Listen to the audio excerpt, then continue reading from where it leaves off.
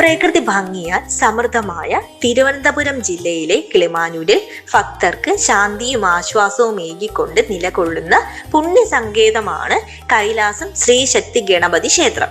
വിഘ്നവിനാശകനായ ഗണപതി ഭഗവാൻ പ്രധാന പ്രതിഷ്ഠയായി വാഴുന്നു. ആയിരവില്ലി ഇവിടുത്തെ മറ്റൊരു പ്രതിഷ്ഠയാണ്. പ്രകൃതി മനോഹരമായ ഈ സ്ഥലം തിരുവനന്തപുരം ജില്ലയിലെ കിളിമാനൂർ തട്ടത്തുമല കൈലാസം കുന്നെന്ന പ്രദേശത്താണ്.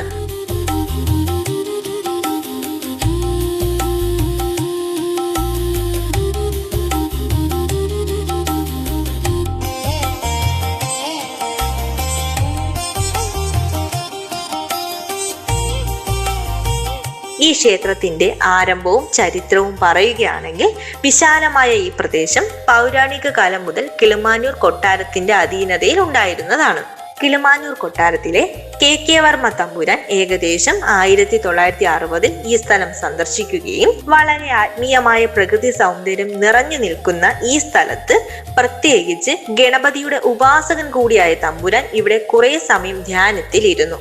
ആ സമയത്ത് അദ്ദേഹത്തിന്റെ ഉള്ളിൽ തെളിഞ്ഞ ഒരു ചിത്രം ഈ പ്രദേശം വാമനന്റെ ജീവസമാധി നിലനിൽക്കുന്ന പ്രദേശമാണെന്നും ഇവിടെ ആരംഭിക്കുന്ന ഏതൊരു കർമ്മവും വളരെ പ്രസിദ്ധമായി തീരുമെന്ന ഒരു ബോധ്യത്തിന്റെ അടിസ്ഥാനത്തിലാണ് അദ്ദേഹം ഇവിടെ ഉപാസനമൂർത്തിയായ ഗണപതിയുടെ തന്നെ ക്ഷേത്രം നിർമ്മിക്കാൻ തീരുമാനിച്ചത്.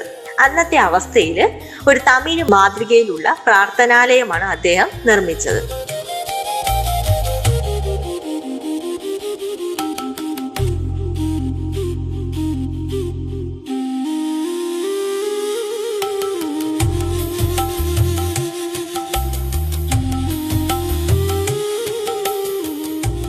പഴയ ക്ഷേത്രം ജീർണാവസ്ഥയിലായ സമയത്ത് 2013 പുതിയ ക്ഷേത്ര നിർമ്മാണത്തെക്കുറിച്ച് ആലോചിച്ചു.